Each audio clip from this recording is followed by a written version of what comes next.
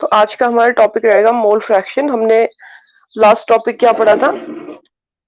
Concentration terms में weight by volume. ठीक है, तो नेक्स्ट हमारा जो टॉपिक है वो है, लिखिए, मोल फ्रैक्शन। इससे हम दो तीन क्वेश्चंस भी करेंगे। मोल फ्रैक्शन सबसे आसान होता है इसमें, और हमारे बहुत जगह काम आता है मोल फ्रैक्शन। सबसे पहले चीज तो हमारे जो कॉन्सेंट्रेशन टर्म में काम आने वाली चीज है वो है नंबर ऑफ मोल्स। हाँ, उसे कभी भी मत भूलना। नंबर ऑफ मोल्स कैसे निकाला जाता है ये आपको कभी भी नहीं भूलना है। फिलहाल हम डिस्कस करने वाले हैं अपना मोल फ्रैक्शन। मोल फ्रैक्शन, देखिए, मोल फ्रैक्शन। और इससे पहले जो हमने चीजें डिस्कस की हैं उसमें मेन जो है वो है number of moles. Number of moles जो होता है उसको रिप्रेजेंट किया जाता है एन से, और वो क्या होता है? Given mass, mass divided by molar mass या मॉलिक्यूलर मास। इस चीज को हमें हमेशा याद रखना है कि हमारा mole fraction, sorry, number of moles क्या होते हैं। ठीक है, तो ये तो हमारा क्लियर ही है। अब हम आ जाते हैं अपने मोल फ्रैक्शन में। देखो, मोल फ्रैक्शन के लिए मान लो मैंने एक मिक्सचर लिया। मान लीजिए मेरे पास एक मिक्सचर है, और इस मिक्सचर में जो कंपोनेंट्स है, मतलब सॉल्वेंट प्लस सोल्यूट जो भी है ना, जो कंपोनेंट्स इस मिक्सचर में है उसको मान लीजिए हम रिप्रेजेंट करते हैं कि ए और बी दो कंपोनेंट्स है इस मिक्सचर में। ठीक है, ये जो मिक्सचर है, एक मिक्सचर है, इस मिक्सचर में दो कंपोनेंट है, ए और बी। तो अगर अब, यानी कि ये क्या है, टू, हैविंग टू कंपोनेंट्स, ये लिख सकते हैं कि हमारे पास क्या है, दो कंपोनेंट्स है। ठीक हो गया, ये तो लिखने की जरूरत ही नहीं है। अब देखिए, अगर हम बात करें नंबर ऑफ मोल्स की, सॉरी, मोल फ्रैक्शन की, तो पहले हमें क्या निकालना पड़ेगा? मोल फ्रैक्शन ऑफ वन कंपोनेंट। फिर हम मोल फ्रैक्शन ऑफ सेकंड यानी कि मोल फ्रैक्शन ऑफ बी निकालेंगे, और फिर देखते हैं क्या होता है। ठीक है, देखो, तो हम बात करेंगे सबसे पहले mole fraction, mole fraction of of A. अच्छा, मोल फ्रैक्शन को किस चीज से डिनोट किया जाता है? जैसे इससे पहले हम पढ़ रहे थे, जैसे हमने नंबर ऑफ मोल्स को डिनोट किया एन से, स्मॉल एन से। मोल फ्रैक्शन को डिनोट किया जाता है जीटा से। जीटा क्या होता है? देखो, ऐसा कुछ, ये एक्स है ना, ये एक्स है, और एक्स में ही आप एक्स को कुछ इस तरीके से बना दो। कैसे? ऐसे, ये। ठीक है, इसे कहा जाता है जीटा। ये क्या है? जीटा। जीटा आपकी बुक में जीटा से रिप्रेजेंट किया गया होगा, वैसे नीटा से भी रिप्रेजेंट किया जाता है मोल फ्रैक्शन को।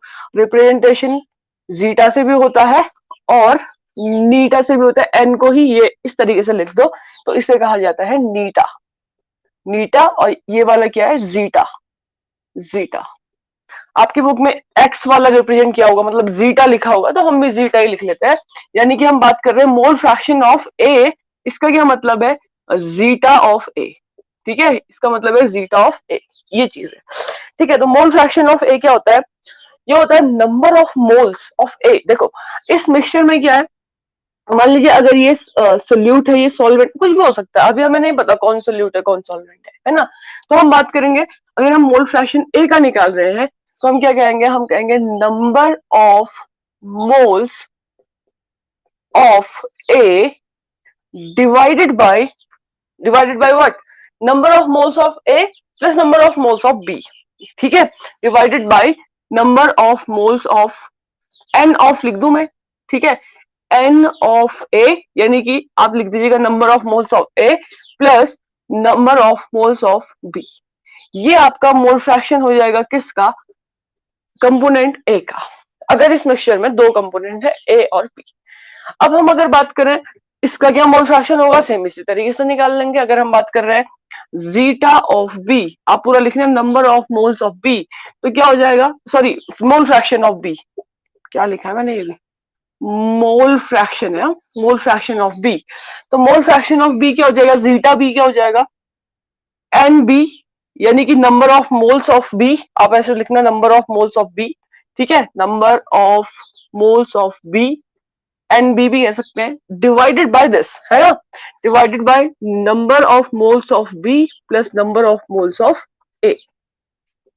इसको कहेंगे हम mole fraction of what? B, component B. अच्छा, जब हम ये सारी चीज, अभी हम जब इसके क्वेश्चंस करेंगे तो हम देखेंगे कि जब हम ये सारी चीजें कैलकुलेट करते हैं, आप देखना हमेशा, ये हमेशा होगा, जो मैं ये वाला पॉइंट लिख रही हूँ, ये हमेशा होता है कि क्या होना चाहिए अगर इस मिक्सचर में दो कंपोनेंट है ए और बी, तो हमेशा क्या चीज होगी, एक चीज होगी क्या, जीटा ए प्लस जीटा बी की जो वैल्यू आती है वो हमेशा 1 आती है। इस बात को आपको याद रखना है। जीटा ए और जीटा बी की जो वैल्यू आएगी वो हमेशा क्या आएगी, 1 आएगी। इतना नोट कर लिया आपने?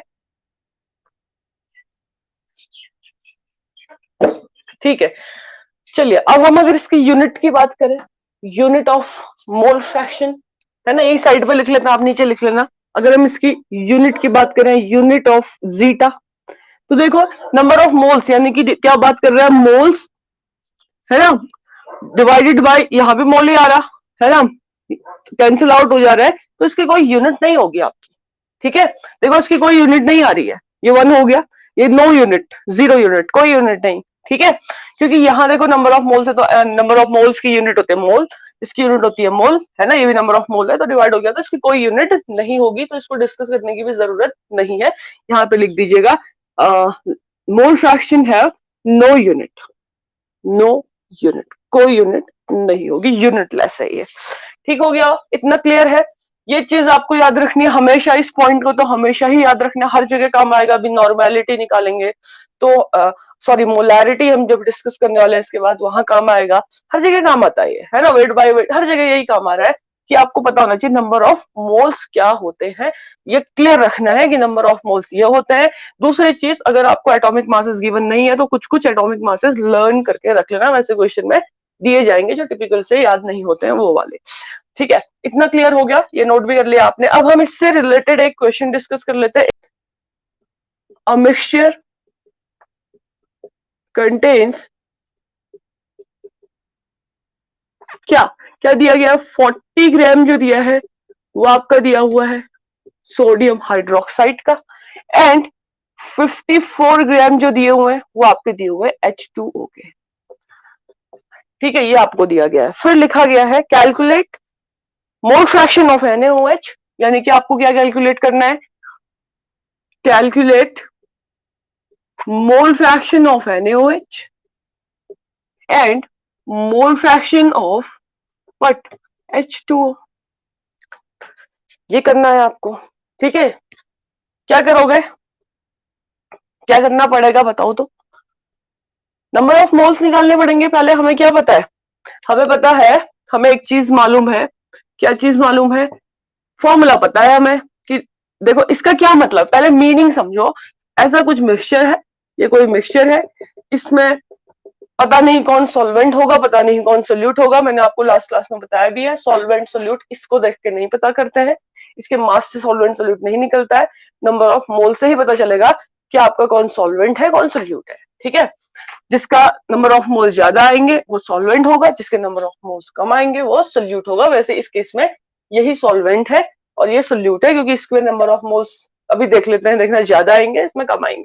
ठीक है, चलो फिर भी इसमें NaOH और H2O का मिक्सचर पड़ा हुआ है। अब हमने जो A भी लिखा था वो इस केस में क्या है, NaOH एंड H2O है ना।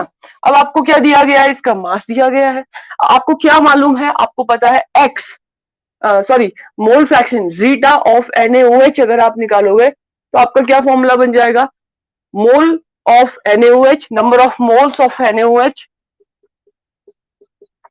Upon number of moles of NaOH plus number of moles of H2O, है ना।